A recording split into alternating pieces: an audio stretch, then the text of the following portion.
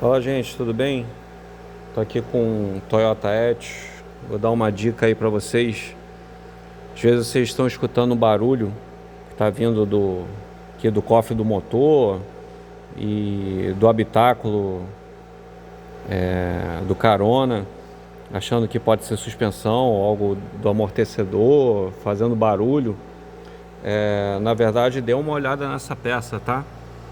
Essa peça aqui que fica no carona aqui, motor aqui do Etios. E ela só serve como um suporte, um guia aqui para esse chicote aqui que passa aqui. Tá, acabei de colocar essa peça. Eu tirei aqui o que sobrou da outra. A peça original ela costuma partir aqui, aparentemente com a vibração, né? Então ela rompe e tem casos que até pode furar essa tubulação aqui do ar-condicionado, dando um prejuízo.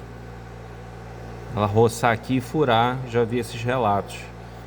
Então assim, tem a opção de deixar sem, só que se a engenharia fez isso daqui, tem algum motivo, né?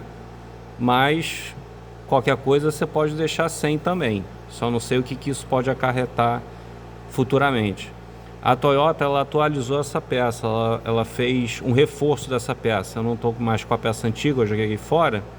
Mas esse aqui é o código da peça que eu comprei, a 82715-01230, já é a peça reforçada já. Paguei R$12 na Toyota, tá? E ela é presa por uma chave 10 de boca. É um parafuso que vai aqui, e vai bem aqui. E coloquei simplesmente ela encaixada aqui.